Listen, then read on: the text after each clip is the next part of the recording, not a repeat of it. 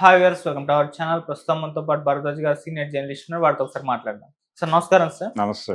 Sir, ఢిల్లీలో ఎన్నికల ప్రచారం కొరకు ఎన్డీఏ కూటమి నుంచి పవన్ కళ్యాణ్ గారు అండ్ నారా చంద్రబాబు నాయుడు గారు ఇద్దరు కూడా క్యాంపెయిన్ చేయబోతున్నారు సార్. అయితే పవన్ కళ్యాణ్ గారు క్యాంపెయిన్ మహారాష్ట్రలో మనం చూసాం, అక్కడ వర్కౌట్ అయ్యి కూటమి గవర్నమెంట్ ఫామ్ చేయడం చూస్తాం. మరి ఇక్కడ కూడా ఢిల్లీలో కలిసి వస్తుంది పవన్ కళ్యాణ్ గారు క్యాంపెయినింగ్ అని చెప్పేసి ఇప్పటి నుంచే కూడా అభిమానులు అయితే హ్యాపీనెస్ వ్యక్తం చేస్తూ వస్తున్నారు సార్. మరి పవన్ కళ్యాణ్ గారి క్యాంపెయిన్ ఢిల్లీలో ఏ మేరకు బీజేపీకి సహాయపడుతుంది, మీరేం చెప్తారు సార్ ఆయన క్యాంపెయిన్ పైన?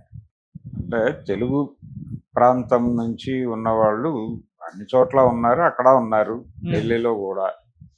కాబట్టి ఢిల్లీలో ఉన్న తెలుగు వారిని ఆకట్టుకోవడం కోసం వాళ్ళని అంటే వాళ్ళందరికీ ఆంధ్రప్రదేశ్లో రూట్స్ ఉంటాయి కాబట్టి ఆల్రెడీ ఇక్కడ ఒక మార్పుకి ఏదో మేరకు వాళ్ళు కూడా ఓటింగ్లో పాల్గొనటమో మరొకటో జరిగి ఉంటుంది. వాళ్ళ బంధువులో వాళ్ళ లింకుల్లో నుంచి ఏపీలో జరిగినటువంటి మార్పు తాలూకా రూట్స్ వీళ్ళల్లో కూడా ఉంటాయి. సో ఆ రూట్స్ను ఒక్కసారి తడిమి మేము అంటే ఇబ్బందికర పరిస్థితుల్లో ఉన్నటువంటి ఆంధ్రప్రదేశ్ను కాపాడి గట్టెక్కించి అభివృద్ధి పథంలో ముందుకు పరిగెట్టిస్తున్నాము అని చెబుతూ ఈ కార్యక్రమం ఇంత సమర్థవంతంగా మేము నిర్వహించగలగటానికి కారణం నరేంద్ర మోడీ గారు, వారి సమర్థవంతమైనటువంటి నాయకత్వం అని చెప్పి వాళ్ళని అట్రాక్ట్ చేయడానికి వీళ్ళకి కొంత ఏరియా ఉంది, ఒక స్పేస్ ఉంది వీళ్ళు మాట్లాడటానికి. ఓకే. సో దాన్ని పట్టుకొని వీళ్ళు ఏదో అక్కడ ఒక కార్యక్రమం అంటే ఆ ప్రాంతం నుంచి మాట్లాడితే ఒక నేటివ్ ఫీలింగ్ ఉంటుంది కాబట్టి వీళ్ళు ప్రాపర్గా ఎన్డీఏ కూటమి వైపు నిలబడతారు ఓటర్లు అనే ఉద్దేశంతో వీళ్ళని ప్రచారానికి తీసుకెళ్తూ ఉండొచ్చు. మహారాష్ట్ర విషయంలో కూడా జరిగింది అదే. అంటే ప్రతి చోట ఇక్కడ సక్సెస్ అయినటువంటి ఫార్ములాని అక్కడ చెప్పడం ద్వారా నేటివ్ కనెక్టివిటీ ఇచ్చి వాళ్ళని అక్కడ పోటీ చేస్తున్నటువంటి ఎన్డీఏ అంటే ఒక రకంగా వీళ్ళు ప్రాంతీయ పార్టీల నాయకులే కానీ ప్రస్తుతం జాతీయ కూటమిలో ఉన్నారు. అందుకని ఎక్కడ ఎన్నికలు జరిగినా వీళ్ళు క్యాంపెయిన్ చేయక తప్పని పరిస్థితి ఉంది.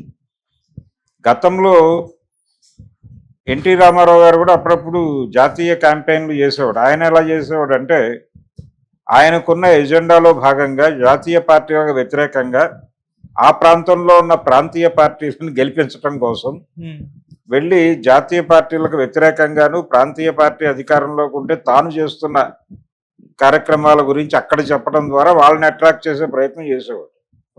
ఏది టోటల్ ప్రజలను అట్రాక్ట్ చేసే ప్రయత్నం, కేవలం తెలుగు వాళ్ళు మాత్రమే కాదు. అది ఆయన ప్రోగ్రాం.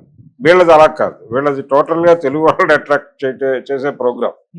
తెలుగు వాళ్ళని నేటివ్ నుంచి కదిలించి ఆ నేటివ్ ఫీలింగ్ నుంచి వాళ్ళని అక్కడ పోటీ చేస్తున్నటువంటి ఎన్డీఏ అభ్యర్థులకి అనుకూలంగా తీర్పు చెప్పేలాగా తయారు చేయటం అనేది వీళ్ళ బాధ్యత. వీళ్ళ బాధ్యతగా మారింది అది.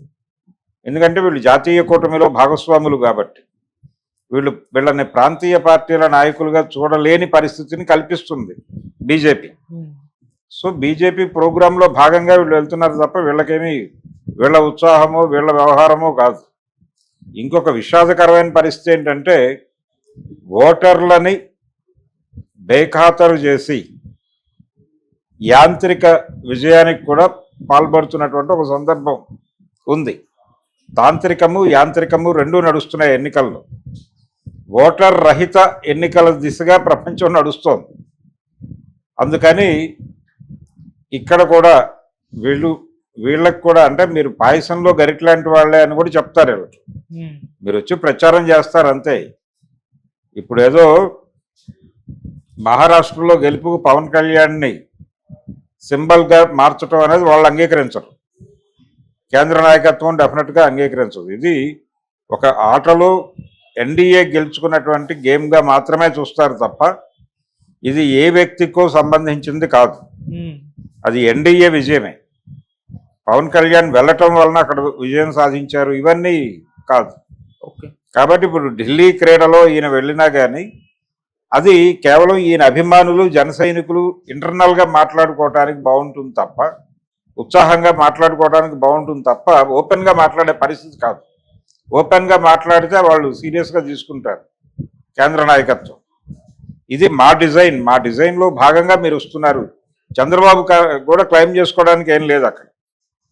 చంద్రబాబు కూడా సైలెంట్గా వెళ్ళి ఇచ్చిన స్క్రిప్ట్లు చదివి వచ్చేయటమే. అంతకు మించి ఓవర్గా చేసే పరిస్థితిలో వీళ్ళు లేరు, కండిషన్ కూడా లేదు. అలాగే రేపు పొద్దున వాళ్ళు జగన్ను కూడా పిలిచి ప్రచారానికి రమ్మంటే వెళ్తాడు ఆయన కూడా. ఏదైనా జరగచ్చు. అంటే ప్రస్తుతం ఎన్నికల వాతావరణాన్ని ఇన్ టోటల్ బీజేపీ తనకు అనుకూలంగా డిజైన్ చేసేసుకుంటోంది. కాంగ్రెస్ పార్టీకి ఎక్కడా కూడా ప్లేస్ లేకుండా చేయటానికి ఎన్ని మార్గాలు, అంటే కోల్పోతున్నది ఏమిటో వాళ్ళకి అర్థమైంది. ఈ కోల్పోతున్న దాన్ని ఎలా సాధించుకోవాలో కూడా వాళ్ళకు ఒక ఆల్టర్నేటివ్ ప్లాన్ ఉంది. ఆ ప్లాన్ని బలంగా అమలు చేస్తున్నారు. ఆ అమలు చేయటంలో భాగంగానే వీళ్ళందరినీ ఒక రష్ చూపిస్తారు. అక్కడ ఈ హడావిడి చూపిస్తారు తప్ప ఒరిజినల్గా విజయం డిజైనర్లో మేమే. విజయం అనే దాన్ని ఆర్గనైజ్ చేస్తోంది, డిజైన్ చేస్తోంది మేమే. మిగిలిన వాళ్ళందరూ నిమిత్త మాత్రులు అనే స్పృహ కూడా వీళ్ళకి కలిగించారు వాళ్ళు. ఓకే. ఆ స్పృహతో వీళ్ళు చెప్పిన ప్రోగ్రాంలో భాగంగా వెళ్తున్నారు. వెళ్ళి పవన్ కళ్యాణ్, చంద్రబాబు పైనుంచి వచ్చినటువంటి స్క్రిప్టుల్ని వారి భాషలోకి తర్జుమా చేసుకుని దాన్ని అక్కడ ఉన్నటువంటి ప్రజలకు చెప్తారు. ఆ విషయం వాళ్ళకి తెలుసు. కాబట్టి కేంద్రంతో సన్నిహితంగా ఉండేటువంటి ప్రభుత్వాన్ని ఏర్పాటు చేసుకుంటే ఢిల్లీ ప్రజలారా మీకు ఉపయోగం ఉంటుంది అనేది చెప్తారు.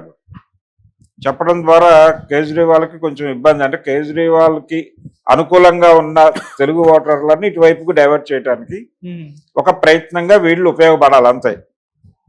ఉపయోగపడితే వీళ్ళ వల్ల మేలు జరిగిందంటారు, లేకపోతే మీరు వచ్చి ఎంపీకేర్ అంటారు. ఏదైనా జరగచ్చు. కాబట్టి వీళ్ళు ప్రిపేర్ అయ్యి వెళ్ళి ప్రచారం చేయాలి తప్ప ఆల్టర్నేటివ్ లేదు. Okay sir, thank you so much sir. Thank you.